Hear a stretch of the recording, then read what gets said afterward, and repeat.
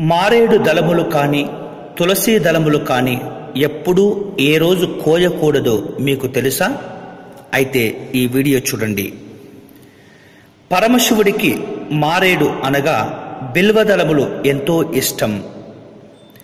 ఆ బిల్వదళములను సోమ, మంగళ, శుక్రవారములు, అలాగే రాత్రి సమయాల్లో, సంక్రాంతి పండుగ రోజు, పర్వదినముల యందు, ఆర్ద్రా నక్షత్రము రోజు, అశౌచమున అస్సలు కూడా బిల్వ చెట్టును తాకటం కానీ కోయటం కానీ పనికిరాదు.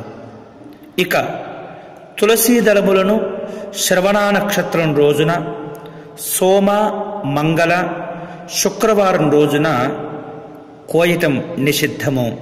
అలాగే సంక్రమణ కాలమున యందు, అశౌచమునందు, ద్వాదశి నాడు, రాత్రిపూట, విశేషమైనటువంటి పర్వదినముల యందు కూడా తులసిని కోయరాదు.